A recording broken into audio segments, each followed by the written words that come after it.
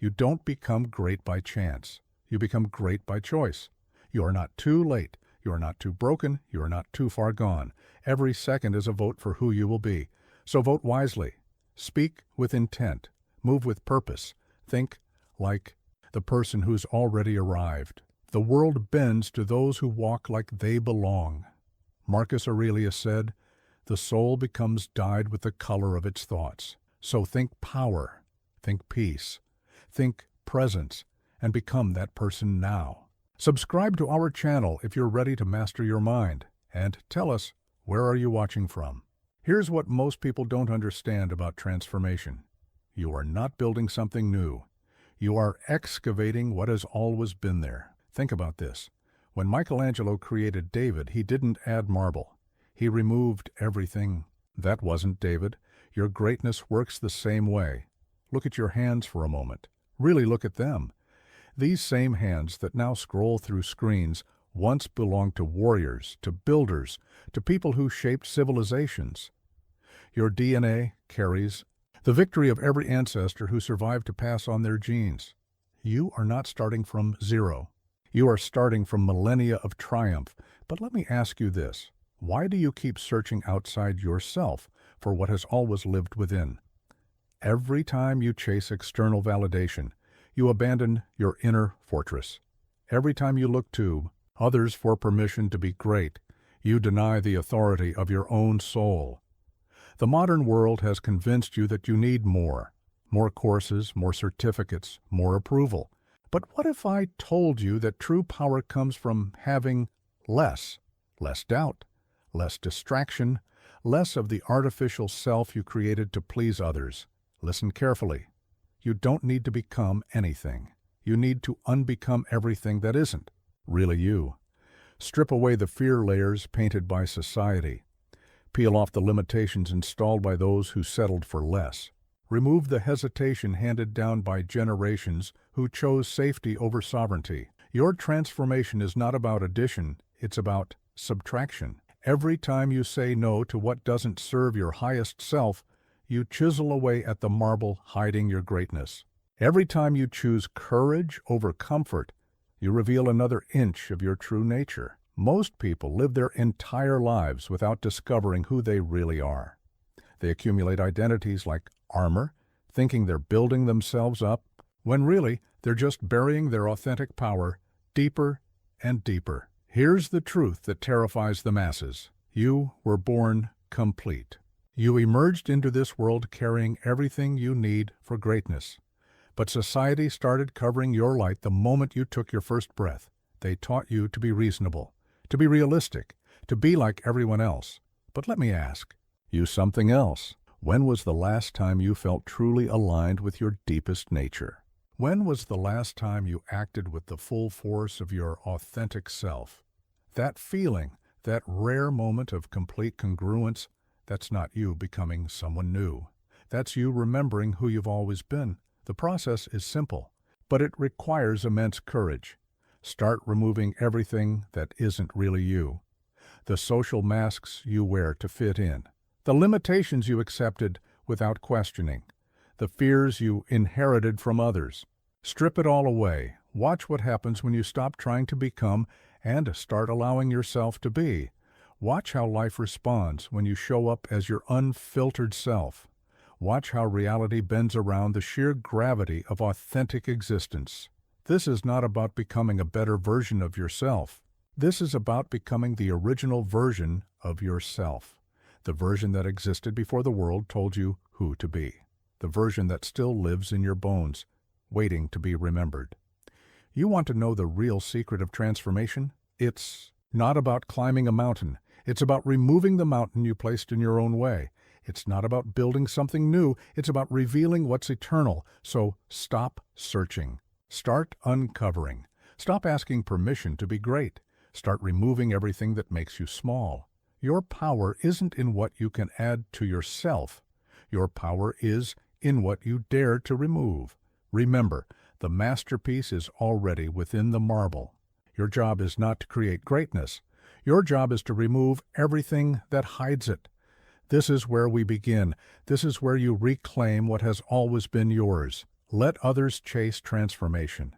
You're not transforming, you're returning. Returning to the power that has always lived in your blood. Returning to the truth that has always known your name. Here's what most people don't understand about power. Your mind is not just a part of you. It is the kingdom from which all your actions emerge, while others waste time trying to control the external world. The wise focus on mastering their internal empire. Think of your mind as a vast territory. Every thought is a citizen. Every belief is a law. Every habit is a cultural tradition. But here's the crucial question. Are you ruling this kingdom, or have you allowed invaders to occupy your sacred ground? Most people's minds are like cities, without walls. Every random thought, every passing emotion, every external opinion freely wanders in and sets up camp. They've become mental refugees in their own kingdom, pushed around by whatever force happens to be strongest in the moment. But you must build your walls higher. Guard your mental territory with the same fierce dedication that ancient civilizations protected their capitals. Your attention is the gateway to your kingdom, and what you allow through that gate shapes everything. Here's the truth about mental sovereignty. The quality of your life is determined by the quality of your thoughts. When your mind is in chaos, your life reflects that chaos.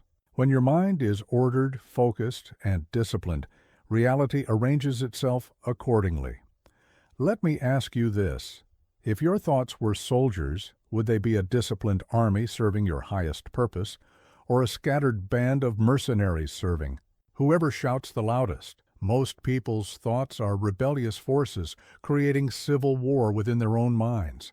The first step to mental sovereignty is understanding that you are not your thoughts. You are the emperor who observes and commands them.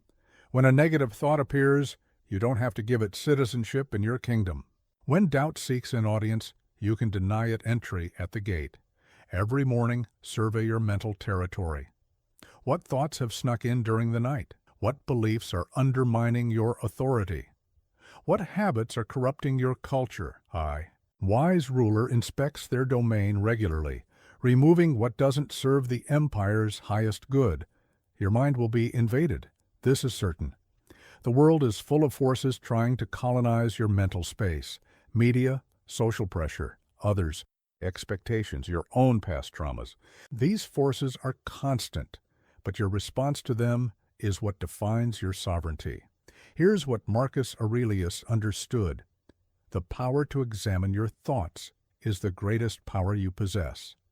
Every time you catch yourself in negative thinking, every time you redirect your mind toward what serves you, you are exercising your divine right as ruler of your mental kingdom. Build watchtowers of awareness.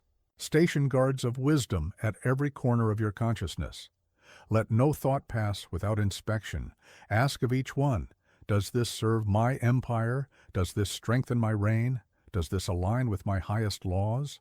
The untrained mind is a kingdom in constant rebellion.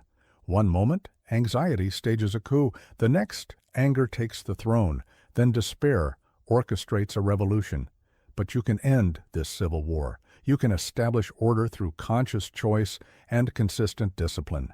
Create laws for your mental kingdom. What thoughts will you allow citizenship? What beliefs deserve nobility status? What ideas are worthy of your royal attention? Be selective. Be strategic. Your mental real estate is precious. Don't let squatters occupy it. Here's a paradox of power.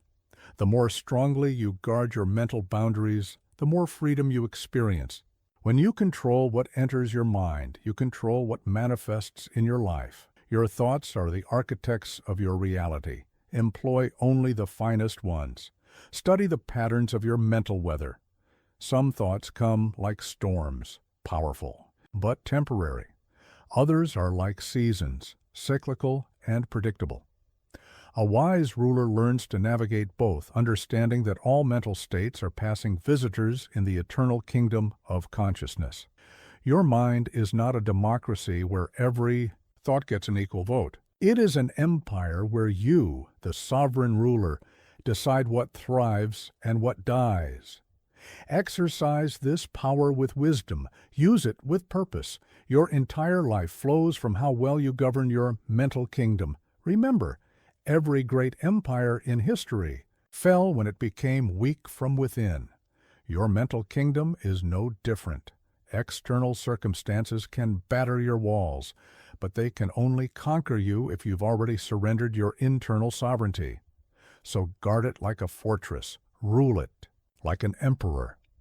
Your mind is the only kingdom you'll ever truly own, and from its proper governance, all other victories will follow. Here's what most people don't understand about growth. Comfort is the enemy of greatness. While the masses chase pleasure, the masters chase character.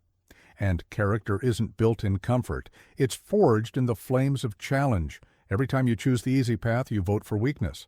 Every time you opt for comfort over growth, you sign a contract with mediocrity. But here's the real question.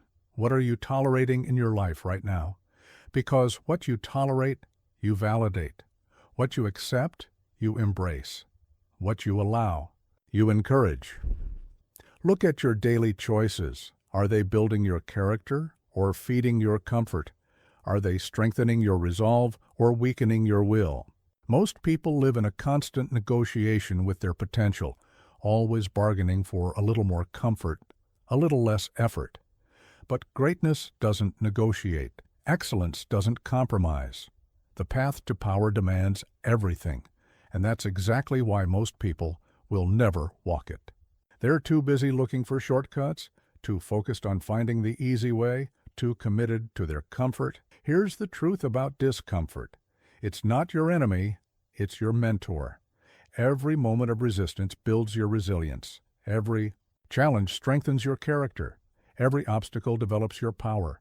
But you have to stop running from the friction and start embracing it. Let me ask you this. When was the last time real growth happened in your comfort zone? When was the last time you became stronger by staying safe?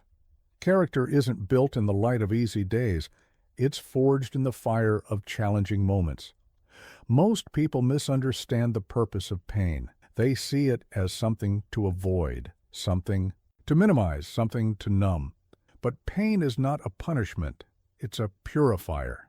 It burns away what's weak, leaving only what's strong enough to survive. Your ancestors understood this. They didn't have the luxury of comfort.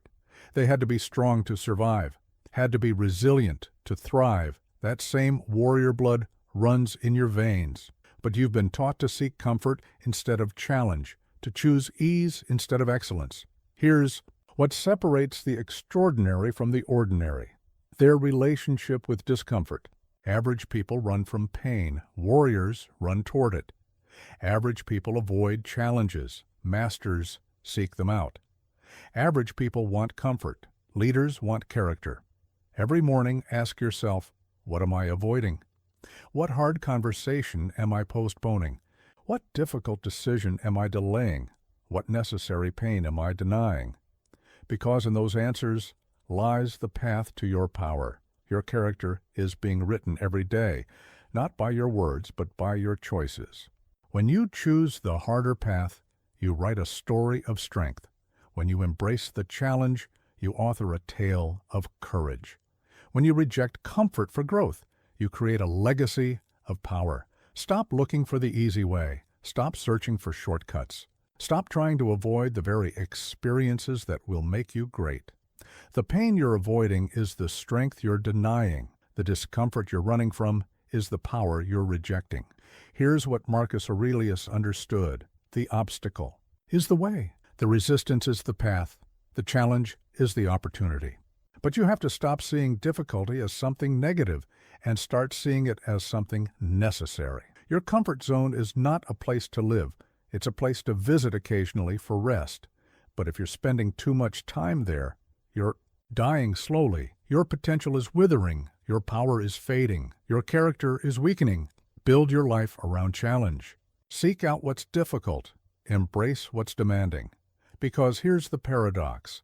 The more you embrace discomfort, the stronger you become, and the less power discomfort has over you. Remember, every time you choose character over comfort, you strengthen your will.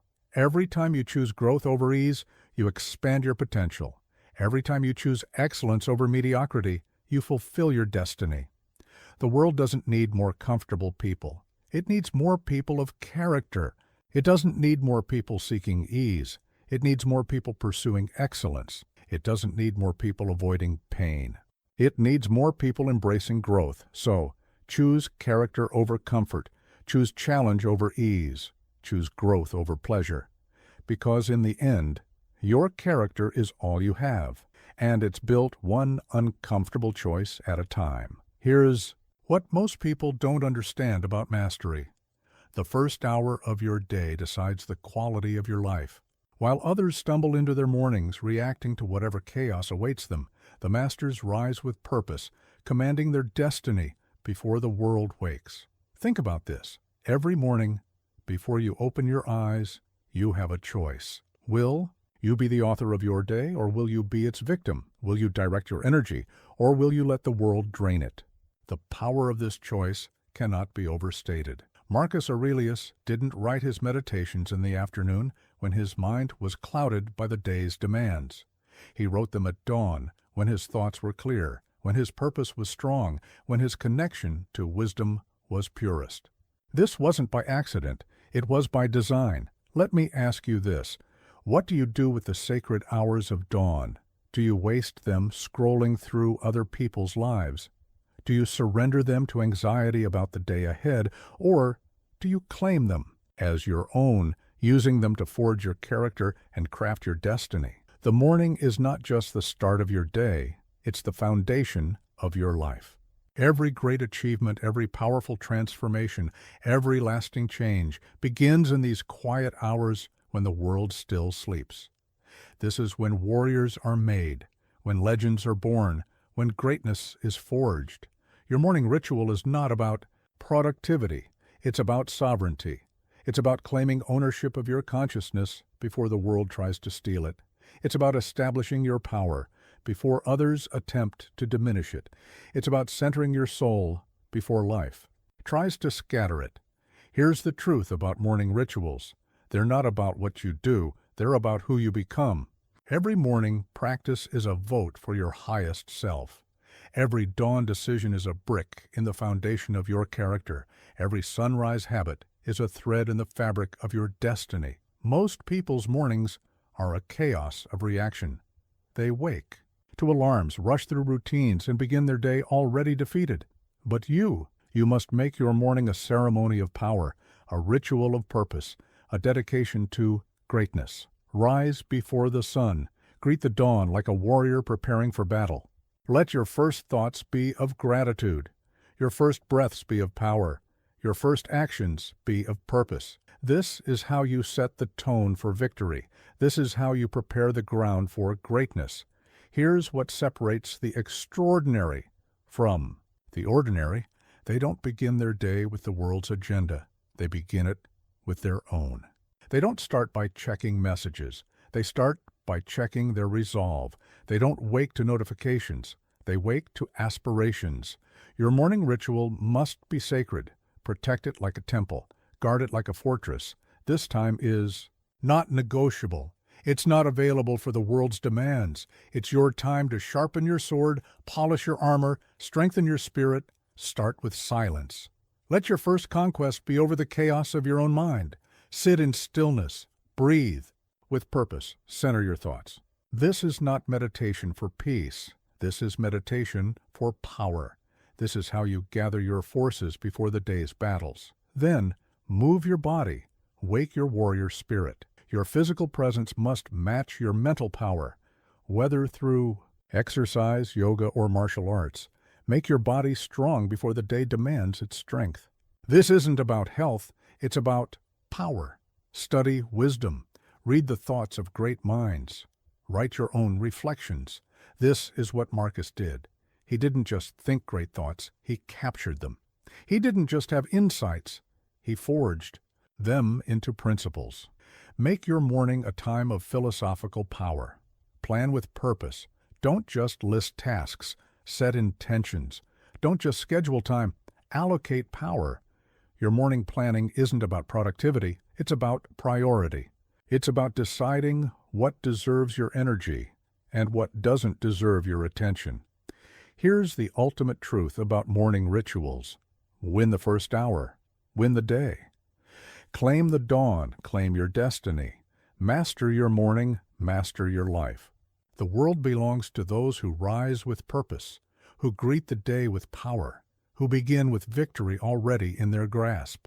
Remember, every morning is a new chance at greatness. Every dawn is an opportunity for power.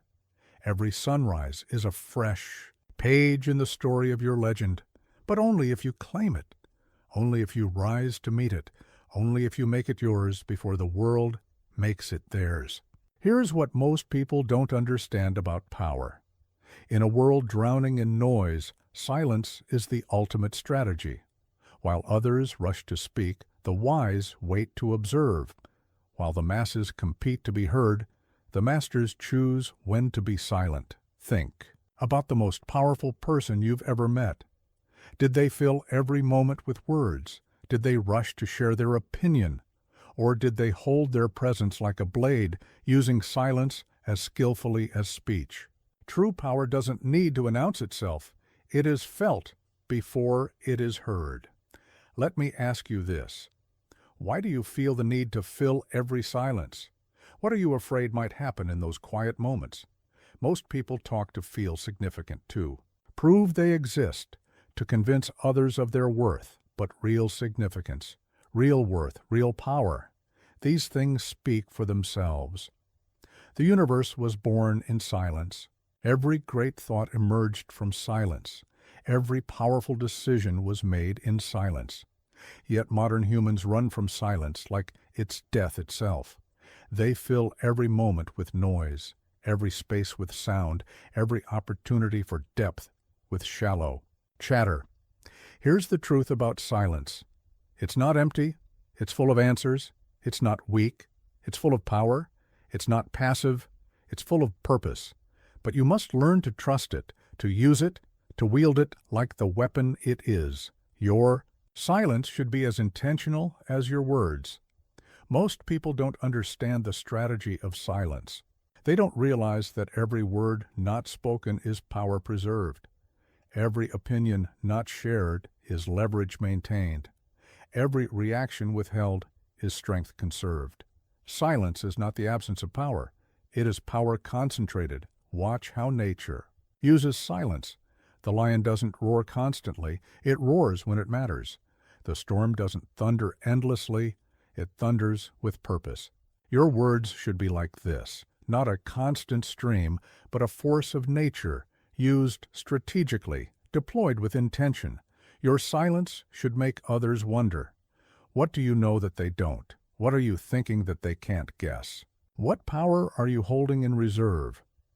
This is not about playing games. It's about understanding that mystery is a form of power, and silence is its guardian. Here's what separates the extraordinary from the ordinary: their relationship with a silence. Average people fear it. Masters embrace it. Average people fill it. Leaders use it. Average people break under it. Warriors are forged in it. When others speak, be fully present. Listen, not just to their words, but to what lies beneath them. Listen for their fears, their desires, their unspoken truths. This is how silence becomes a tool of understanding, a weapon of wisdom, a strategy of power. Your silence should be active, not passive. It should be a chosen position, not a default state.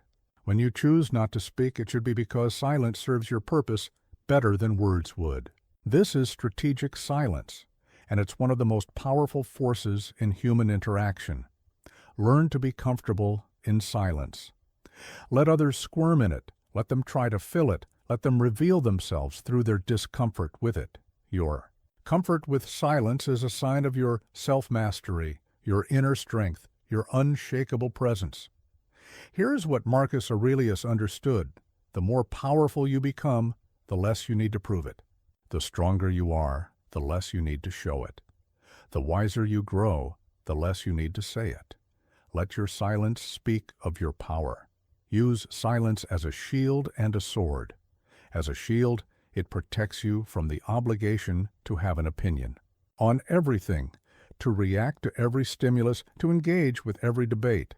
As a sword, it cuts through confusion, creates space for truth, and commands attention when you do choose to speak. Your words should be like gold, valuable because they are rare, precious because they are chosen with care, powerful because they emerge from silence. Don't be like copper, abundant, cheap, tarnishing with overuse. Remember, every word you speak is a choice. Every silence you keep is a power move. Every moment of quiet is an opportunity for strength.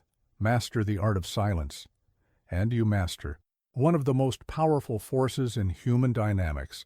The world doesn't need more noise, it needs more meaning. It doesn't need more volume, it needs more value. It doesn't need more words, it needs more wisdom. And wisdom is born in silence, nurtured in quiet and revealed only when necessary. So be silent, be strategic, be strong. Let your silence speak of your power, your restraint reveal your strength.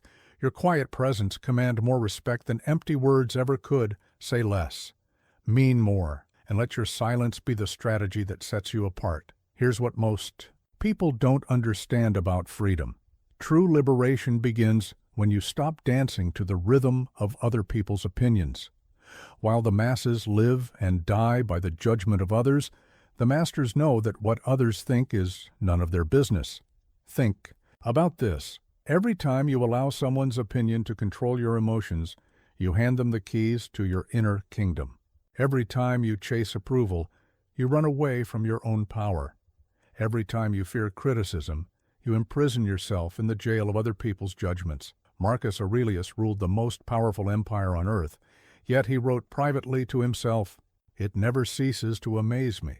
We all love ourselves more than other people, but care more about their opinion than our own." This wasn't just philosophy, it was a warning about the trap that snares even the mighty. Let me ask you this. How much of your life is spent wondering what others think?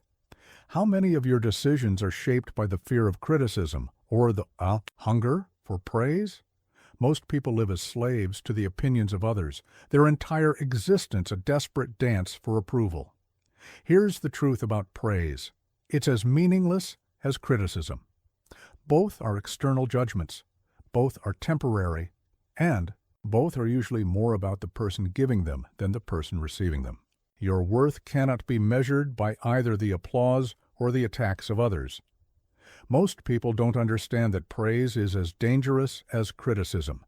Praise can make you dependent, can make you soft, can make you forget who you are when the applause stops.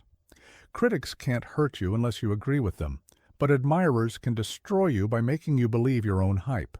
Your power must come from within. Your validation must spring from your own judgment.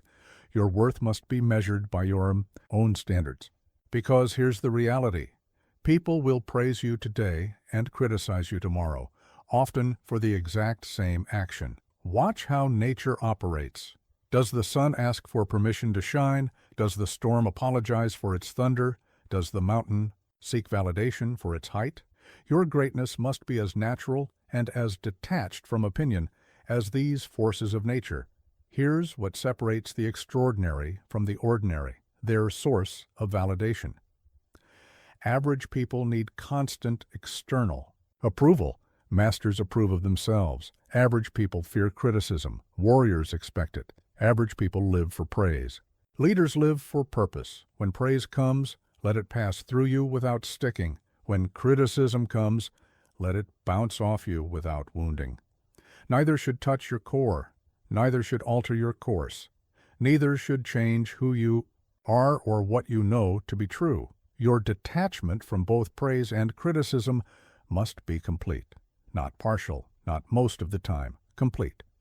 Because partial detachment is like being partially pregnant. It doesn't exist. You're either controlled by external opinions or you're free from them. Learn to see praise and criticism for what they really are, noise. Sometimes useful noise, sometimes meaningless noise, but always just noise. Your truth must be louder. Your purpose must be clearer. Your self-knowledge must be stronger. Here's what Marcus understood. The opinions of others are like the weather, constantly changing, often unpredictable, and completely outside your control. Would you let the weather determine your worth? Then why would you let opinions determine your value? Build your inner fortress so strong that neither the sweetest praise nor the harshest criticism can breach its walls. Make your self-knowledge so deep that no external opinion can shake it. Create your own standard so high that no one else's judgment matters. Your freedom lies in this detachment. Your power grows in this independence. Your peace lives in this liberation. When you truly understand that what others think of you is none of your business, you unlock a level of freedom that few ever experience. Remember, the world will never stop having opinions. People will never stop judging. Critics will never stop criticizing. Admirers will never stop praising. But you must stop caring. Not out of arrogance, but out of self-knowledge. Not out of indifference, but out of inner certainty. The masses live in constant reaction to the opinions of others, their emotions rising and falling with each word of praise or criticism.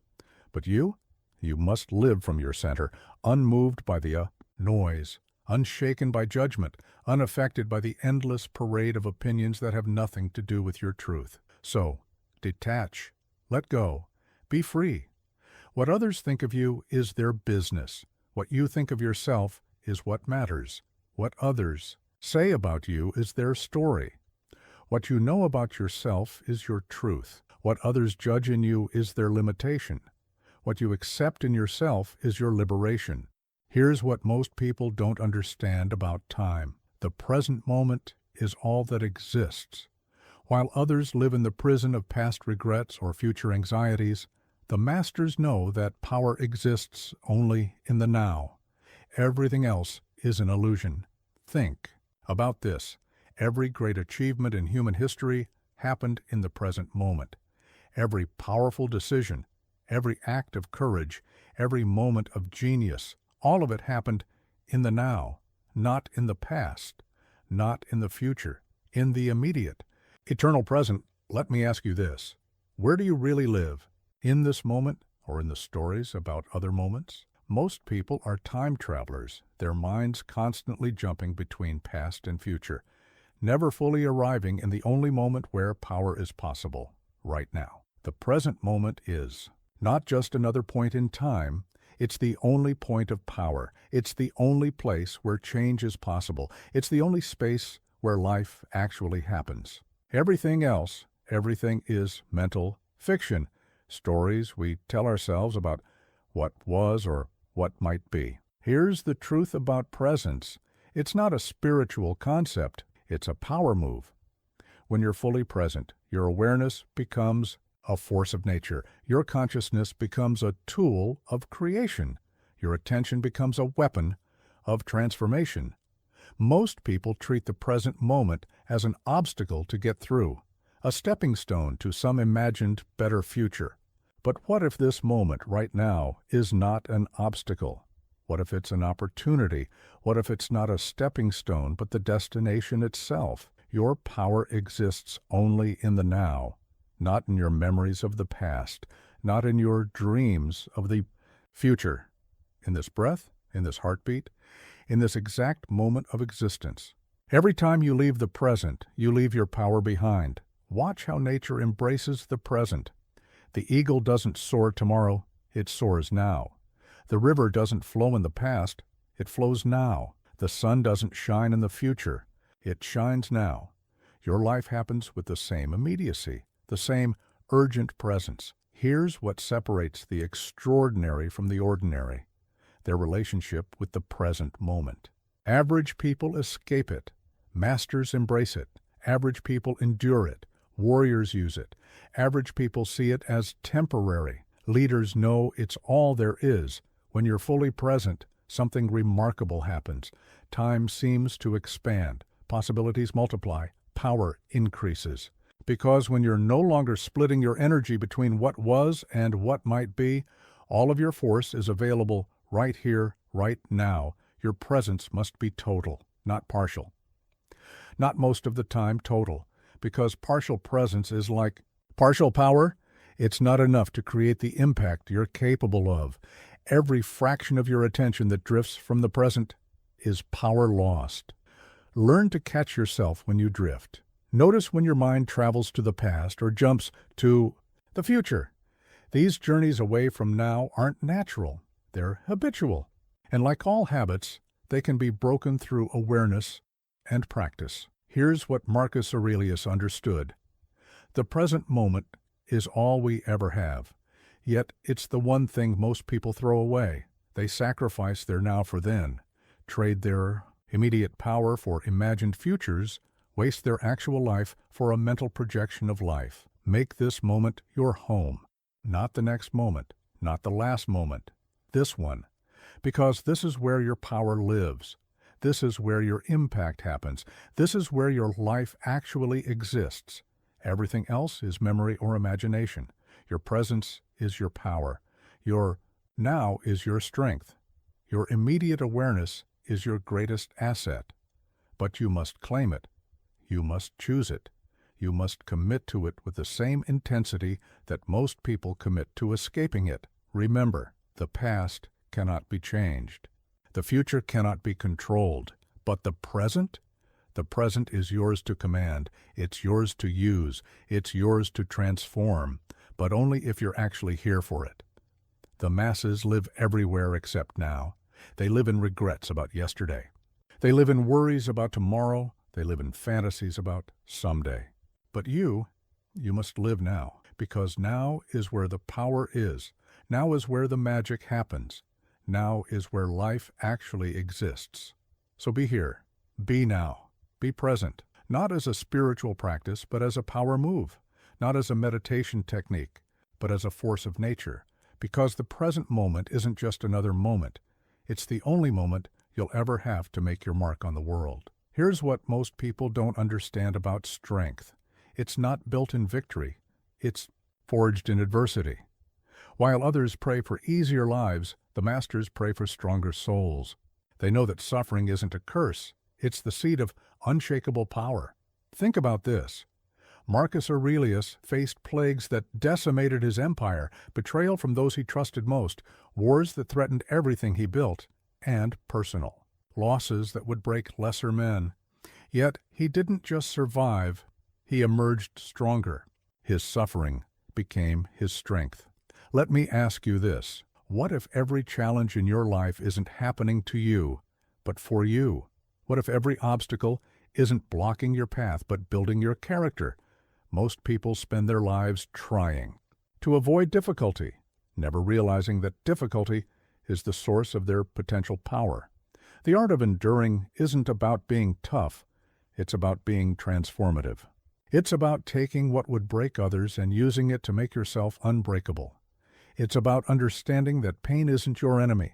It's your teacher, your forge, your path to greatness. Here's the truth about suffering. It either breaks you or builds you. There is no middle ground. Every hardship is an opportunity to prove to yourself what you're made of. Every challenge is a chance to turn pain into power, struggle into strength, adversity into advantage. Most people don't understand that comfort is a cage. They spend their lives trying to avoid discomfort, trying to escape challenge, trying to hide from hardship. But in doing so, they avoid the very experiences that would make them indestructible. Your capacity to endure must be greater than your desire to escape. Your willingness to face pain must be stronger than your need for comfort. Your commitment to growth must be more powerful than your fear of suffering. This is how warriors are made. Watch how nature uses pressure. Diamonds are created under extreme conditions. Steel is forged in intense heat. The mightiest trees grow in the face of constant resistance. Your strength develops through the same process. Pressure, heat, resistance. Here's what separates the extraordinary from the ordinary: their relationship with hardship. Average people avoid it. Masters use it. Average people fear it. Warriors embrace it. Average people let it break them. Leaders let it make them. When suffering comes, and it will come, don't ask why me.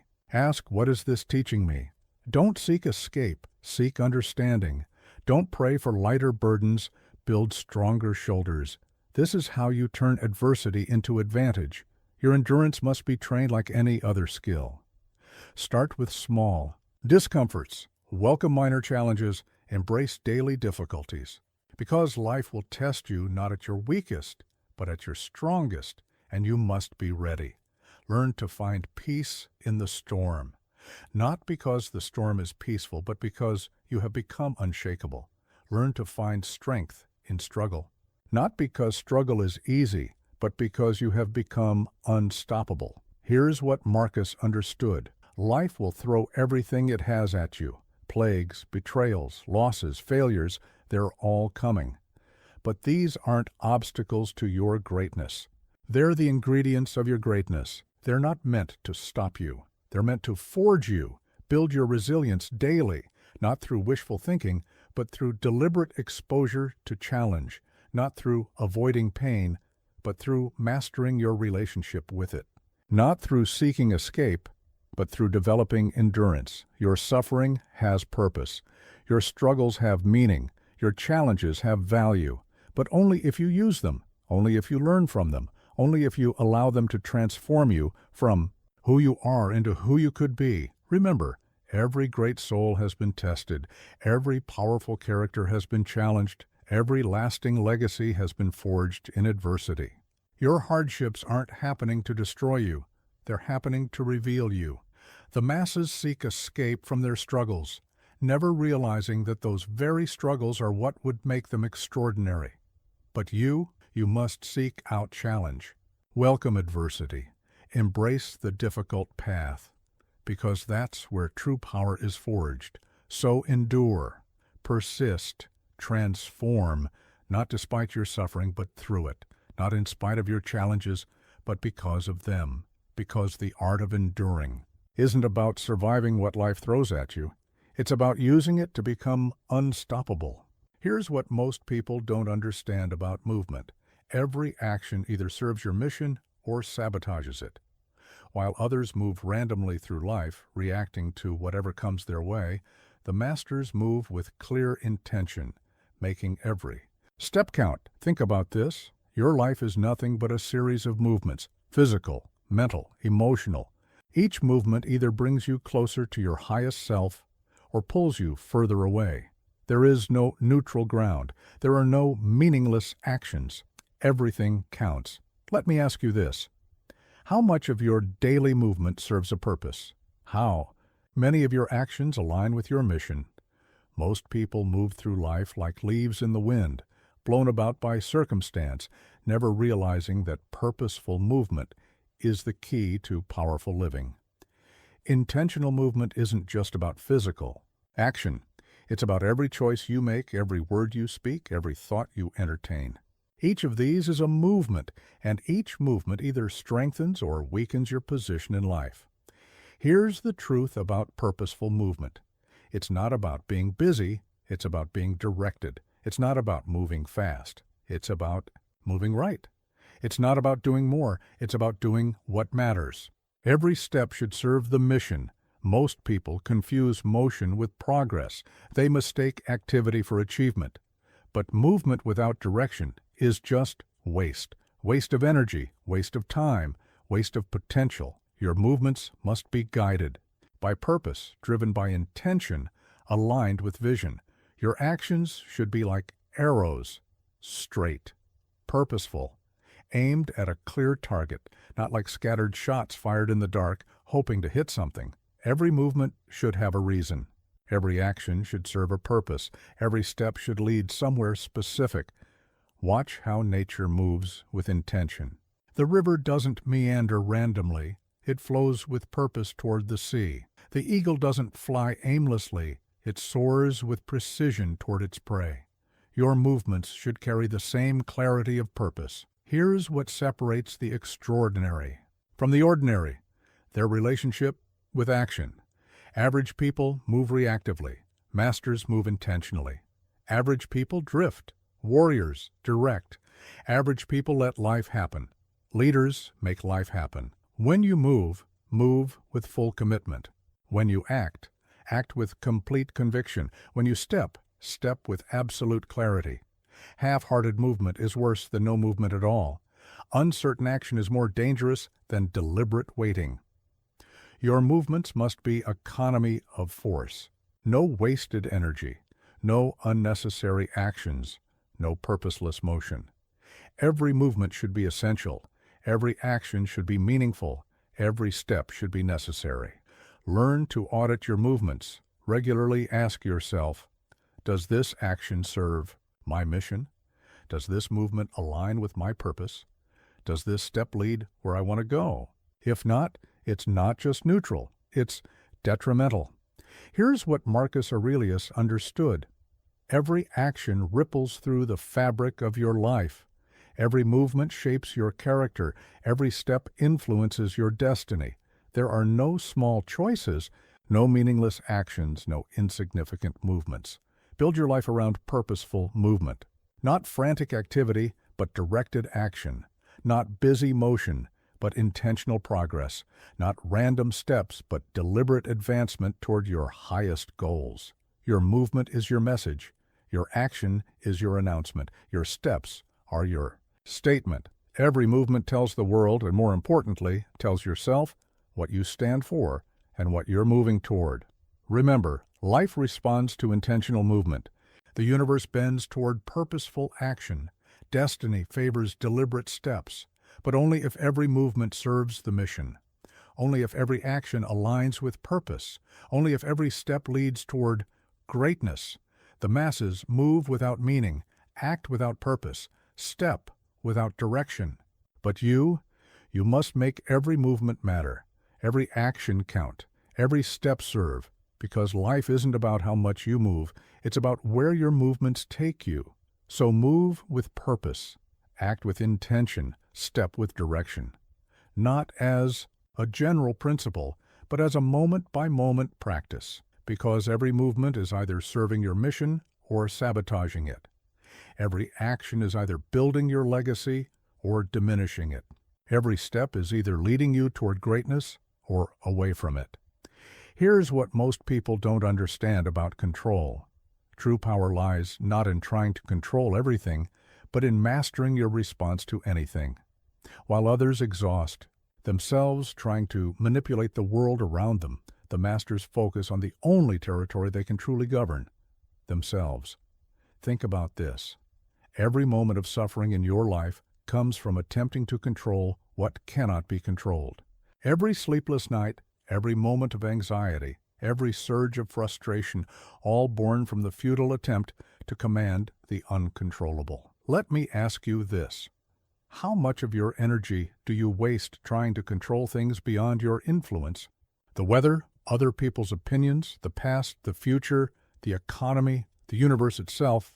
Most people spend their lives in an exhausting battle against reality, never realizing that surrender to what is becomes a gateway to true power. The art of letting go isn't about giving up. It's about wising up. It's about understanding that your energy is too precious to waste on things you cannot influence. It's about recognizing that true strength lies not in trying to control the ocean, but in learning to sail with any wind. Here's the truth about control.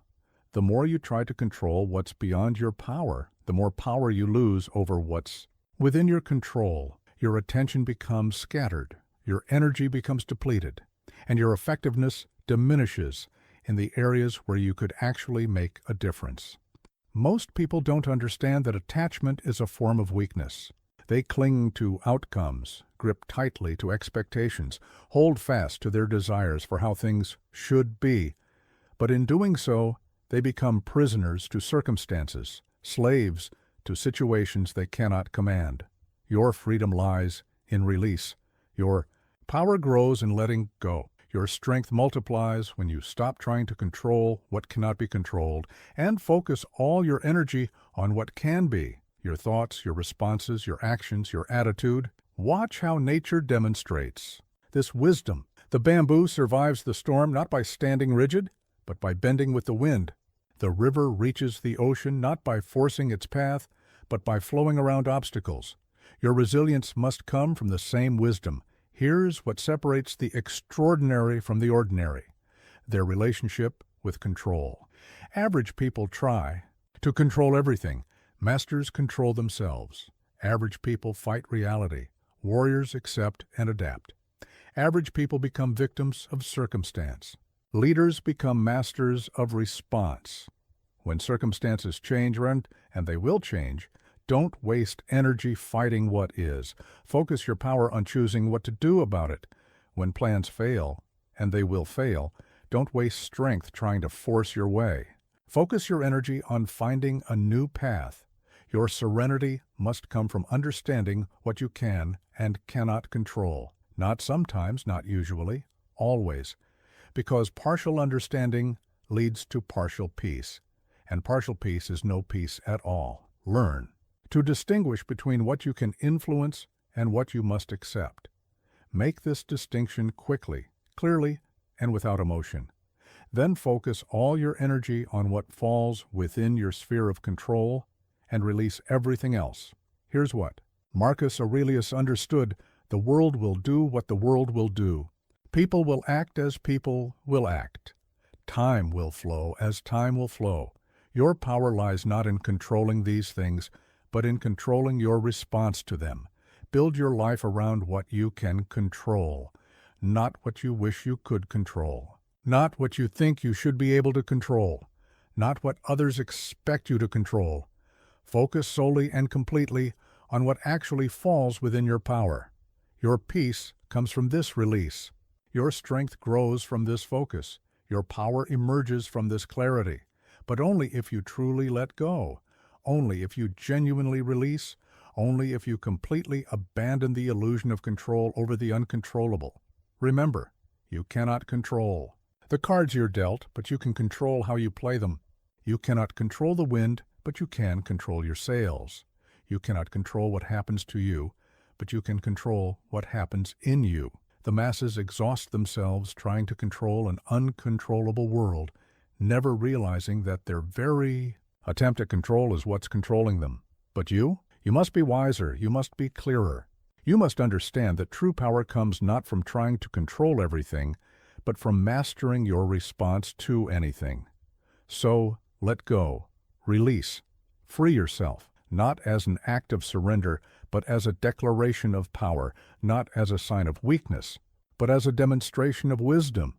Because freedom begins where attachment ends, power grows where acceptance blooms, and strength multiplies where control is released.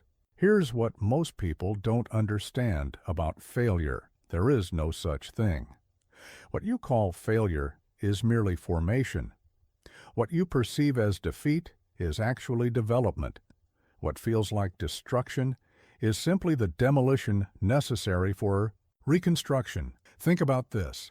Every failure in your life has shaped who you are. Every mistake has molded your character. Every setback has set you up for something greater. These aren't failures. They're foundation stones. They're not ending points. They're launching pads. Let me ask you this. What if every failure in your life was actually working in your favor? What if every defeat was actually directing you toward your destiny? Most people let failure define them, never realizing that failure is trying to refine them. The art of redefining failure isn't about positive thinking, it's about accurate thinking. It's about seeing things as they truly are, not as they emotionally appear. It's about understanding that failure is not your enemy. It's your ally in disguise. Here's the truth about failure. It's the most honest teacher you'll ever have. Success can lie to you, luck can deceive you. But failure? Failure always tells you the truth. It shows you exactly what needs to be strengthened, exactly what needs to be learned, exactly what needs to be changed. Most people don't understand. That failure is feedback. They take it personally, treat it as punishment, see it as a dead end. But failure isn't personal. It's instructional. It's not punishment. It's preparation. It's not a dead end. It's a detour to something better. Your relationship with failure must be transformed. Not avoided but embraced, not feared but studied, not resisted but welcomed. Because failure isn't happening to you, it's happening for you. It's not trying to stop you, it's trying to shape you. Watch how nature uses failure. Every winter looks like failure, but it's preparing for spring. Every storm seems like chaos, but it's clearing the air. Every forest fire appears destructive, but it's actually regenerative. Your failures operate by the same principle. Here's what separates the extraordinary from the ordinary: their relationship with failure. Average people fear it. Masters learn from it. Average people avoid it. Warriors study it. Average people let it stop them. Leaders let it strengthen them. When failure comes, and it will come, don't ask, "Why me?" Ask, "What's next?" Don't seek escape. Seek education. Don't look for someone to blame. Look for something to learn. This is how you turn failure into formation. Your response to failure must be immediate and empowering. Not "I failed," but "I learned." Not "I lost," but "I'm developing." Not "I'm done," but "I'm growing." Because failure is never final unless you decide it is. Learn to love what failure teaches you. Not the feeling of failing, but the wisdom it provides. Not the momentary pain, but the lasting power. Not the temporary setback, but the permanent strength it builds within you. Here's what Marcus Aurelius understood: the obstacle is the way. The resistance is the path. The failure is the formation. But only if you have the wisdom to see it, the courage to embrace it, and the strength to learn from it. Build your life on the foundation of failed attempts, not despite them, but because of them. Not around them, but through them. Not by avoiding them, but by extracting their lessons and applying their wisdom. Your failures are your feedback. Your setbacks are your setup. Your defeats are your development, but only if you refuse to let failure define you. Only if you insist on letting failure refine you. Only if you persist in letting failure align you with your destiny. Remember, every master has failed more times than the average person has even tried. Every success story is built on 100 failures that you never heard about. Every great achievement rests on the foundation of countless failures that were actually formation in disguise. The masses let failure stop them, break them, define them.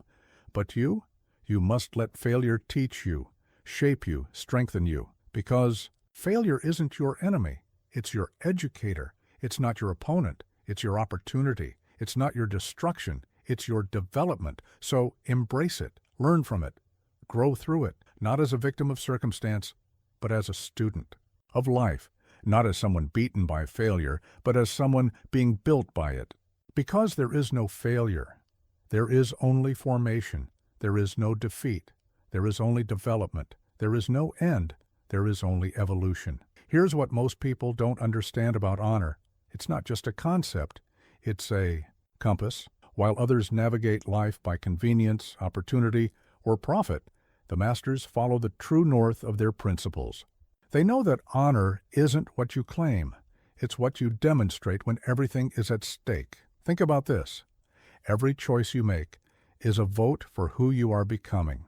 Every decision is a brick in the foundation of your character. Every action is a thread in the fabric of your legacy.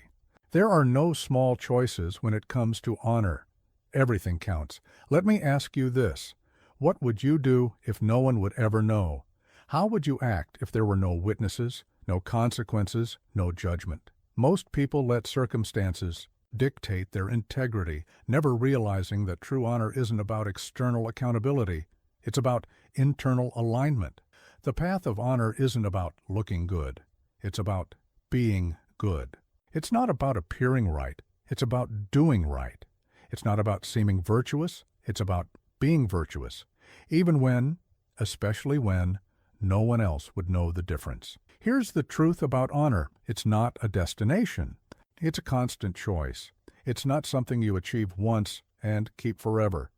It's something you must choose again and again, moment by moment, decision by decision, day after day. Most people don't understand that honor is practical power. They see it as an abstract ideal, a philosophical concept, a luxury for those who can afford it. But honor isn't abstract. It's the most concrete foundation you can build your life upon. Your honor must be non-negotiable, not flexible. not situational, not dependent on circumstances. Because partial honor is like partial pregnancy. It doesn't exist. You either live by your principles or you don't. You either stand by your values or you don't. Watch how nature demonstrates honor. The oak grows straight, regardless of which way the wind blows. The sun rises, whether anyone is watching or not. The river flows true to its course, even when no one sees its journey. Your integrity must be equally unwavering. Here's what separates the extraordinary from the ordinary: their relationship with honor. Average people do what's convenient. Masters do what's right. Average people follow opportunity. Warriors follow principle. Average people choose easy. Leaders choose honor. When faced with a choice between what's right and what's easy, and you will face this choice again and again, choose right.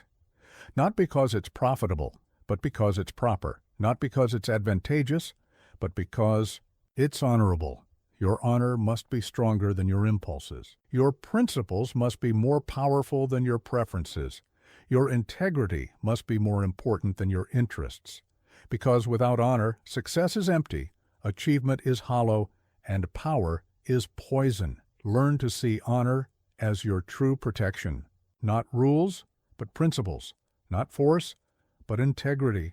Not power, but character. Because when everything else falls away, and eventually everything else will fall away, your honor is what remains. Here's what Marcus Aurelius understood. World may forget your achievements, but it will remember your character. Time may erase your victories, but it will preserve your virtue. History may overlook your success, but it will note your honor. Build your life on the bedrock of principle, not on the shifting sands of convenience, not on the unstable ground of opportunity, not on the weak foundation of compromise. Let honor be your compass, integrity your map, and principle your path. Your honor is your true wealth. Your integrity is your real power. Your character is your actual legacy, but only if you choose it, only if you live it, only if you protect it as fiercely as others protect their profits. Remember, every great civilization was built on honor before it fell to dishonor. Every lasting legacy was founded on principle before it crumbled to compromise. Every true leader was guided by integrity before being seduced by expedience. The masses choose what's easy over what's right, what's convenient over what's honorable, what's profitable over what's principled. But you? You must choose honor every time, without exception, without excuse. Because honor isn't just what you do, it's who you are. So stand firm, hold true, keep faith, not because it's easy, it rarely is, not because it's profitable, it often isn't, not because it's appreciated, it frequently isn't, but because it's right, because it's honorable, because it's the only way to live that doesn't require you to lie to yourself about who you really are. Here's what most people don't understand about strength. The most powerful force you can build is the one no one can see. While others focus on surface-level power, physical strength, visible success, obvious influence, the masters know that true power operates in silence, invisible but unstoppable. Think about this. The most powerful forces in nature are invisible.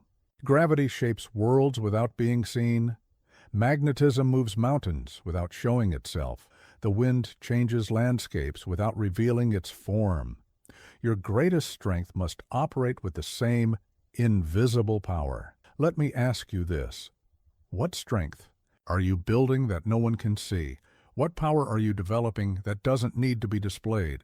Most people focus on strength that can be photographed, never realizing that the most transformative power operates beyond the realm of appearance. The art of invisible strength isn't about hiding your power, it's about developing the kind of power that doesn't need to be shown. It's not about being weak in secret, it's about being so strong that display becomes unnecessary. It's about building the kind of force that operates whether anyone notices it or not. Here's the truth about invisible strength. It's not what you can show that makes you powerful. It's what you can do without showing.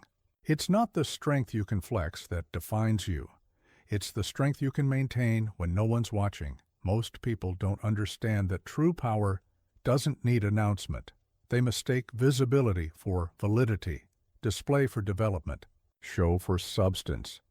But real strength is like roots, invisible, but essential, hidden, but holding everything together. Your invisible strength must be your primary focus, not your public image, not your visible achievements, not your apparent success. Because visible power can be taken from you, but invisible strength, that's yours forever. Watch how nature builds strength. The deepest roots are invisible. The strongest foundations are hidden. The most powerful forces are unseen.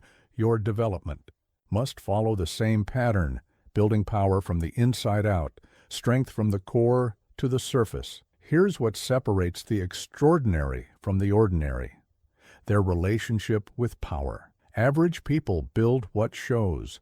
Masters build what sustains. Average people focus on appearance. Warriors focus on essence.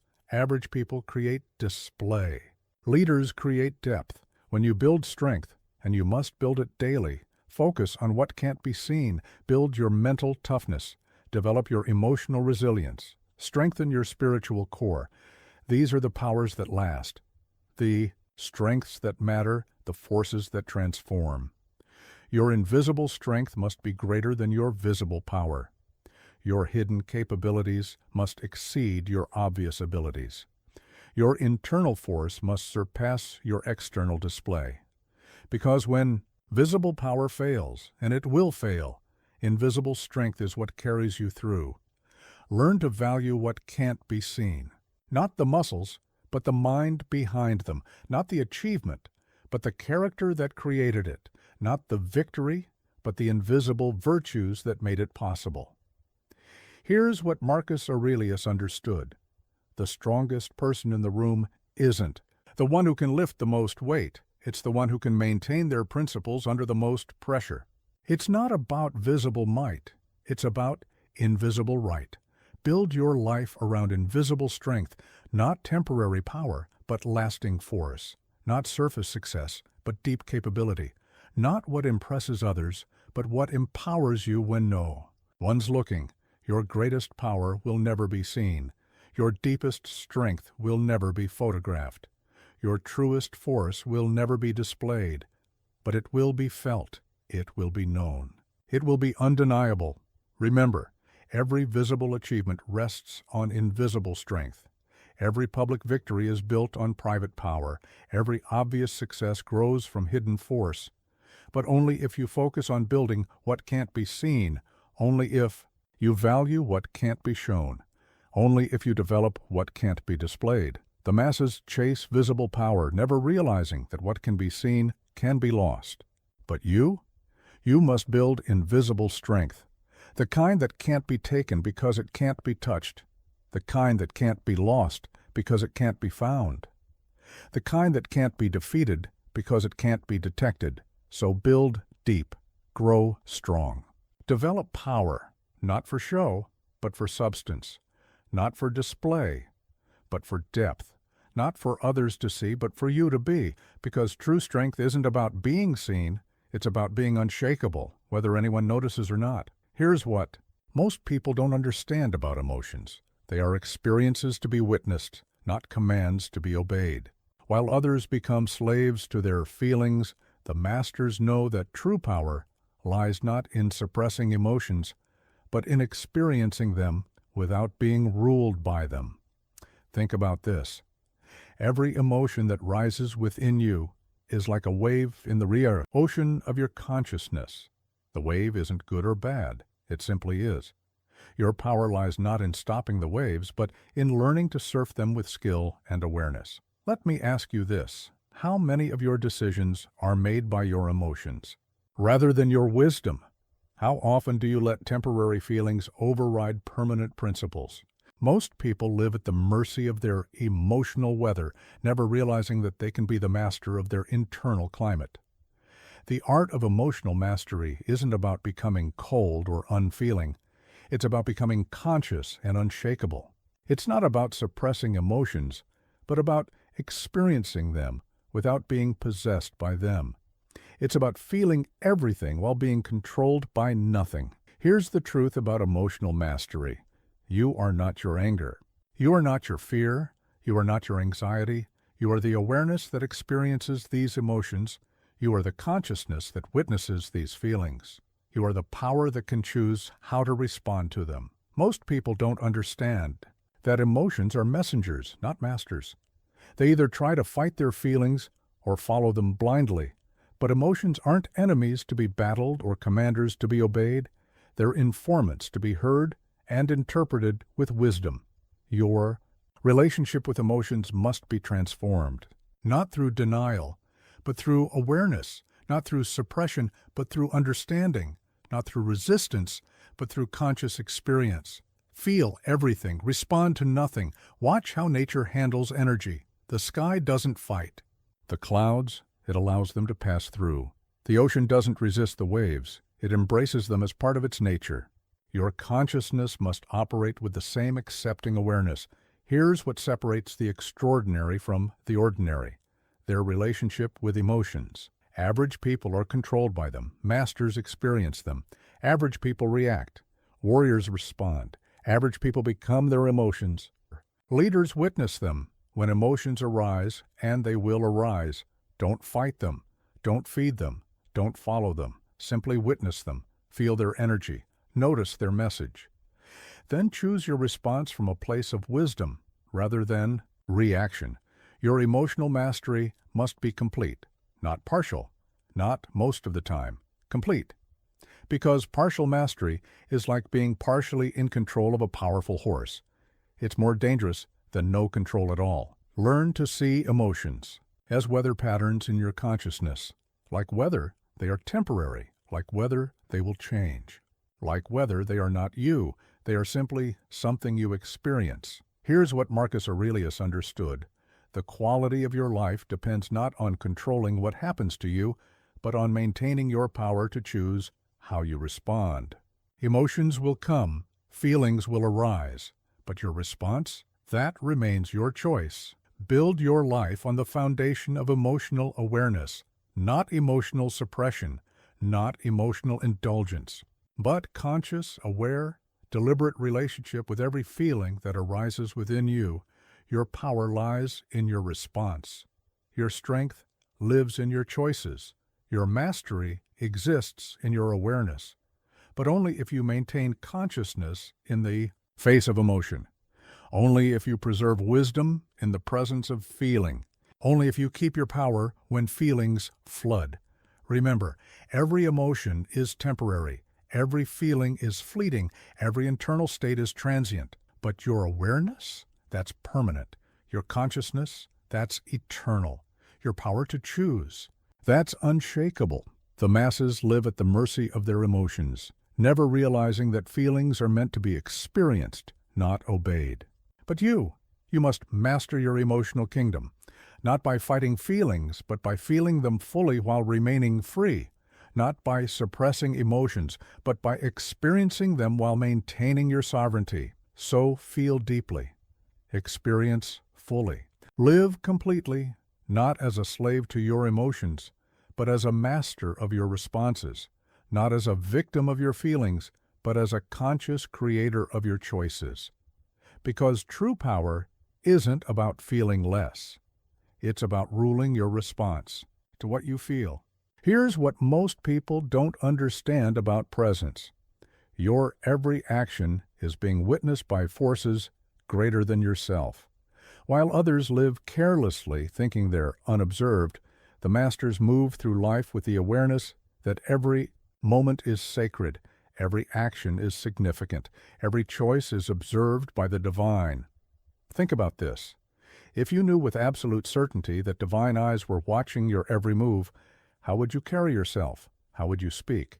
How would you act? Most people live as if they're unseen, never realizing that true power comes from walking as if the gods themselves are watching every step. Let me ask you this. What changes in your behavior when you know you're being observed?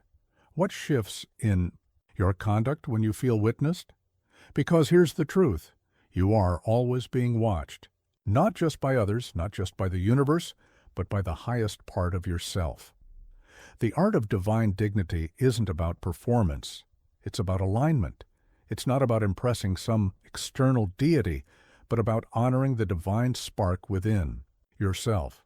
It's about moving through life with the awareness that every moment is an opportunity to embody your highest nature. Here's the truth about walking with divine dignity. It's not about being perfect, it's about being conscious. It's not about never falling, it's about falling with grace and rising with dignity. It's not about never making mistakes, it's about making them with awareness and learning with humility. Most people don't understand that dignity is a force. They see it as an appearance, a manner, a social construct. But true dignity is a power that emanates from within, a force that shapes reality, a presence that commands respect without demanding it. Your presence must be infused with divine awareness, not sometimes, not when it's convenient, always, because partial presence is like partial integrity.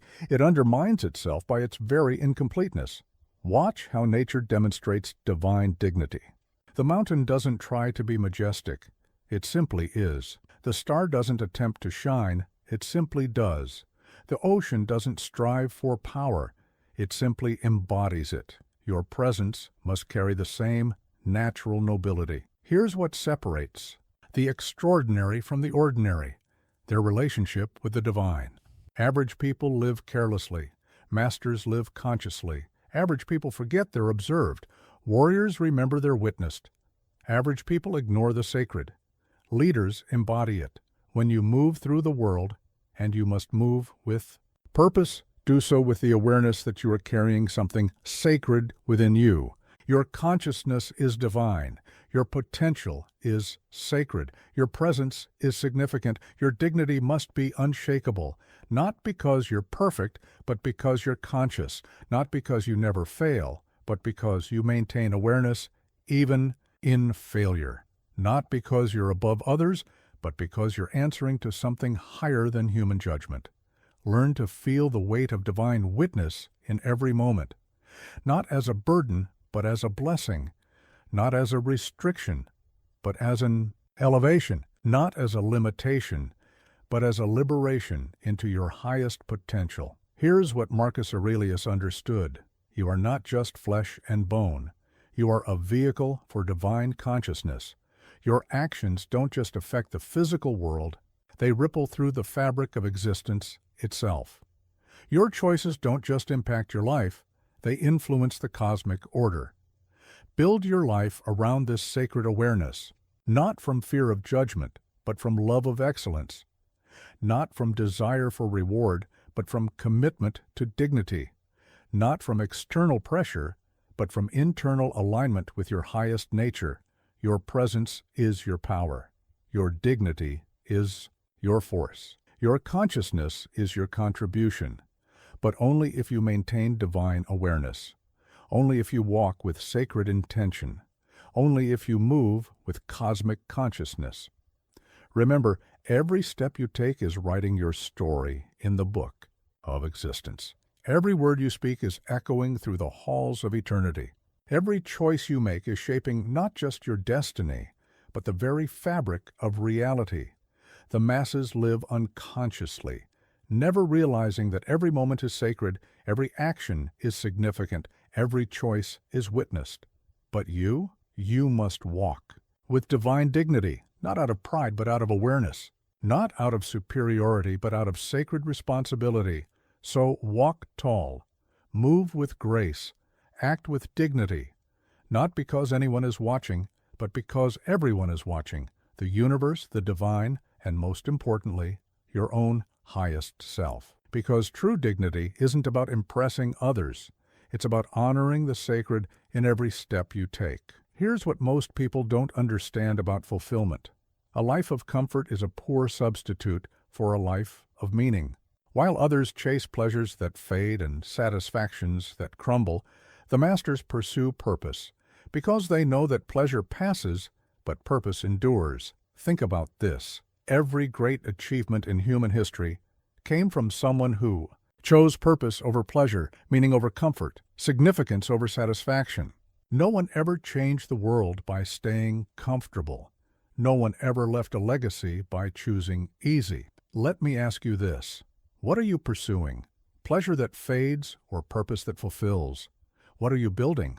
Comfort that confines or meaning that magnifies? Most people spend their lives chasing temporary satisfactions, never realizing that true fulfillment comes not from what you get, but from what you give. The pursuit of purpose isn't about denying pleasure, it's about transcending it. It's not about rejecting comfort. It's about finding something worth being uncomfortable for. It's not about suffering. It's about finding something so meaningful that comfort becomes irrelevant. Here's the truth about purpose. It's not something you find. It's something you forge. It's not something you discover. It's something you decide. It's not something that happens to you. It's something you happen to. Every meaningful life is built on chosen purpose. Most people don't understand that comfort is a cage. They see it as a destination, never realizing it's actually a prison. They chase comfort so hard they make themselves uncomfortable with life itself. They pursue pleasure so desperately they lose their capacity for purpose. Your relationship with purpose must be primary, not secondary to pleasure, not subordinate to comfort. Primary, because when purpose leads, fulfillment follows. When meaning guides, joy emerges. When significance directs, satisfaction arrives naturally. Watch how nature demonstrates purpose. The seed doesn't seek comfort, it seeks expression. The river doesn't pursue ease, it pursues its course. The fire doesn't chase pleasure, it fulfills its nature. Your life must be lived with the same dedication to purpose. Here's what separates the extraordinary from the ordinary: their relationship with purpose. Average people chase pleasure. Masters pursue meaning. Average people seek comfort. Warriors seek significance. Average people want easy lives. Leaders want purposeful ones. When you wake each morning, and you must wake with purpose, ask yourself not, what would make me comfortable today? But what would make today meaningful? Not what would please me, but what would fulfill me. Not what would be easy, but what would be significant. Your purpose must be greater than your preference for comfort. Your meaning must be more powerful than your desire for ease. Your commitment to significance must outweigh your attachment to satisfaction, because comfort without purpose is just decorated emptiness. Learn to find joy in purpose itself, not in its rewards, but in its pursuit, not in its achievements, but in its expression, not in its victories, but in its very existence in your life. This is how you transcend the pleasure-pain cycle and enter the realm of meaningful living.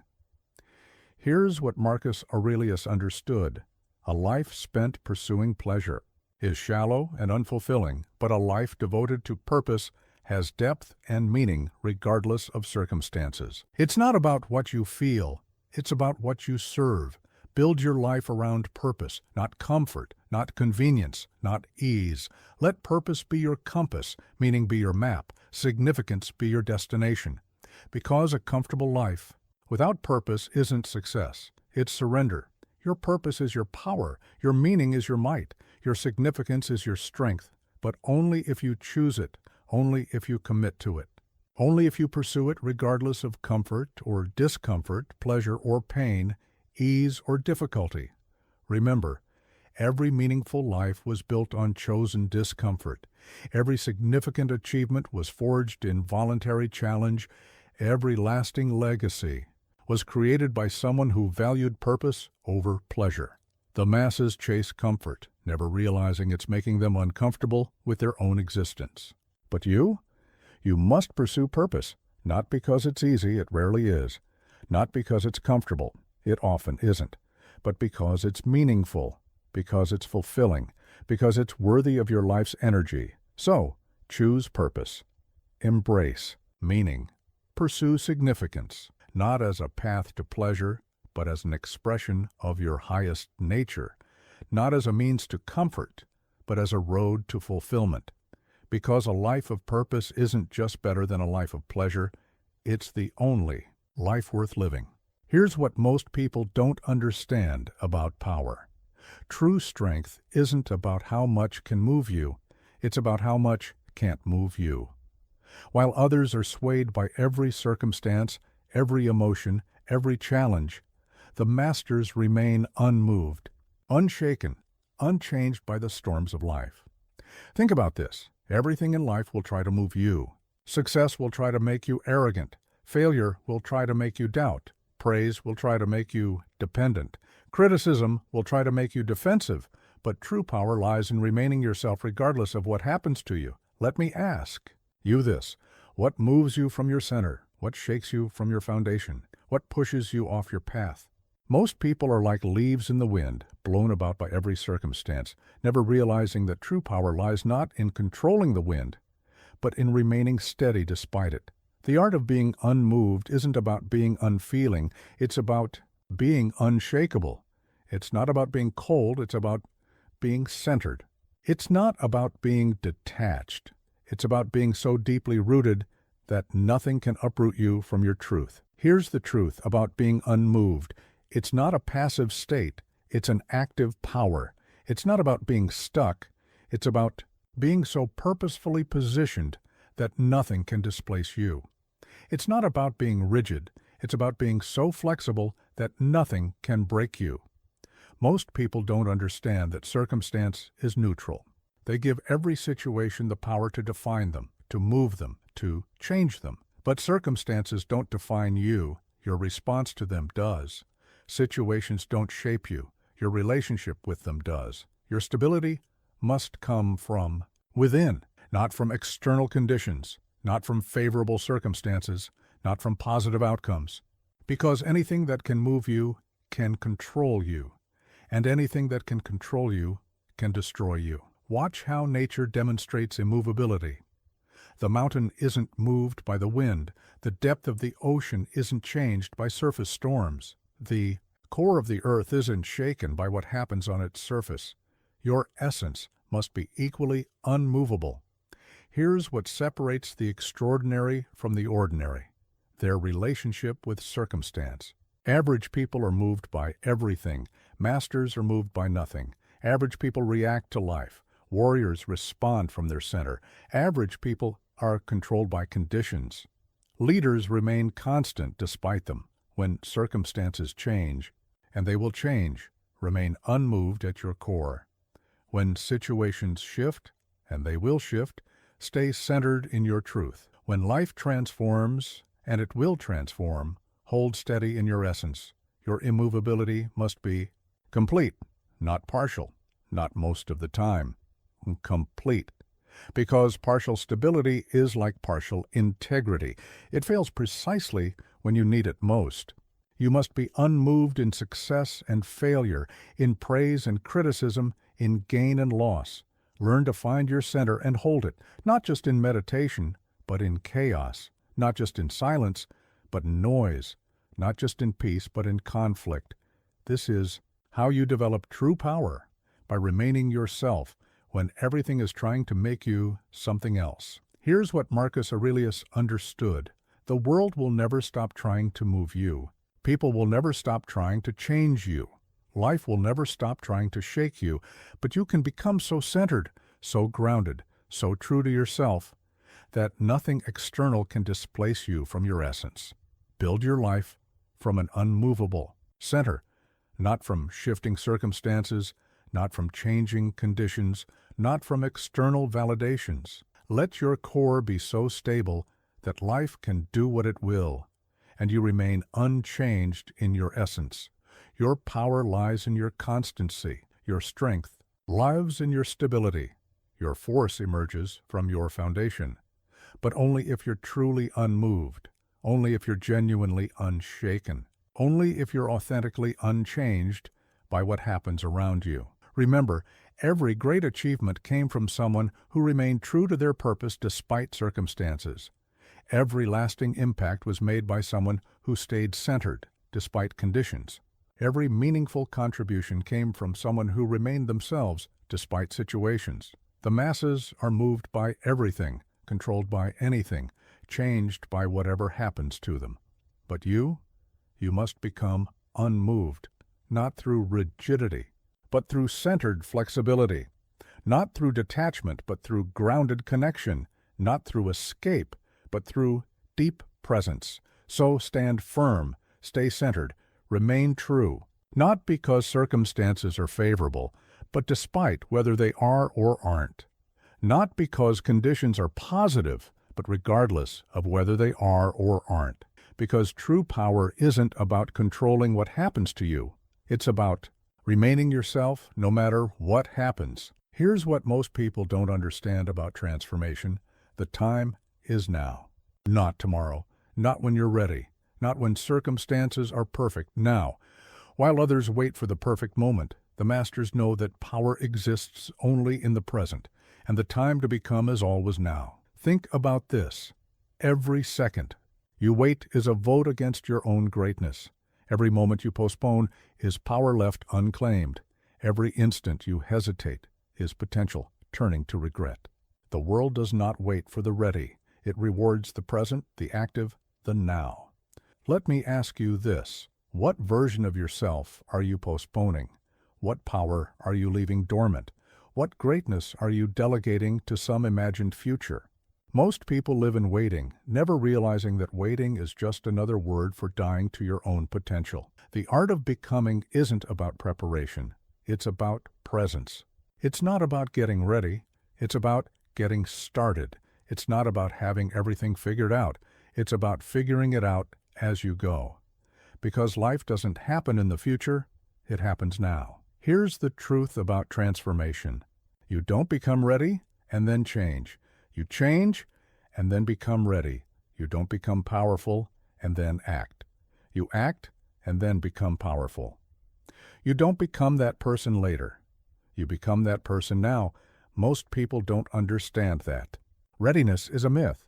They think they need to feel ready, to be prepared, to have everything lined up. But readiness is not a prerequisite for action. It's a result of action. The only way to become ready is to begin before you feel ready.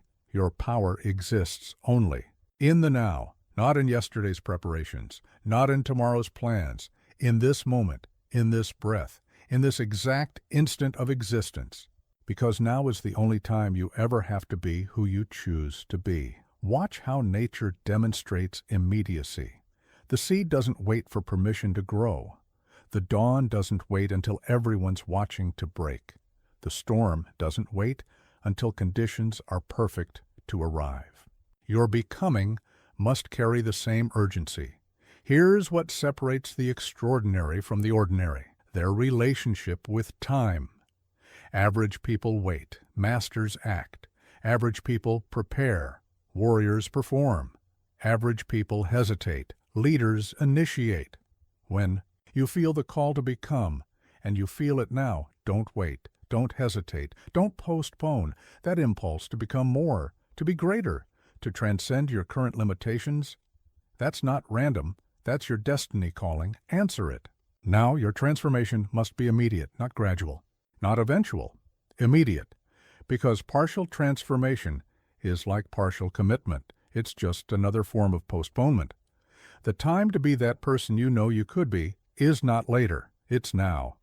Learn to recognize that every moment is an opportunity for becoming, not just the big moments, not just the planned moments, every moment.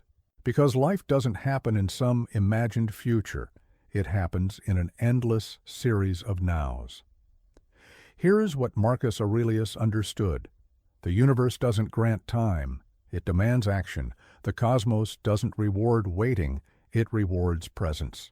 The divine doesn't honor postponement, it honors immediate, decisive movement toward your highest self. Build your life in the now, not in memories of yesterday, not in dreams of tomorrow, in the raw, immediate, powerful present, because that's where your power lives. That's where transformation happens. That's where becoming occurs. Your power is not coming later. Your strength is not arriving tomorrow. Your greatness is not waiting in some future moment. It's here, it's now, it's in this exact instant, but only if you claim it, only if you embody it, only if you become it now. Remember, every great moment in history happened when someone decided to stop waiting and start becoming. Every powerful transformation occurred when someone chose to stop preparing and start performing. Every meaningful change began when someone refused to wait for ready. The masses live in waiting, forever postponing their power, eternally delegating their greatness to some future version of themselves. But you must become now, not because you're ready, you probably aren't, not because conditions are perfect, they never will be, but because now is all you have. So become that person now. Step into that power now. Embody that greatness now, not as a future plan, but as a present reality, not as a distant goal, but as an immediate truth. Because the world doesn't need another person waiting to become. It needs you to become now. The clock is ticking. The universe is watching. Your destiny is waiting. But it won't wait forever. The time to become that person isn't when you're ready, when you're worthy, when you're perfect. The time to become that person is now, right now, in this exact moment. If this message spoke to you, subscribe for more powerful mindset content. Let us know in the comments what part hit you the hardest, because you already have what it takes. Now go prove it.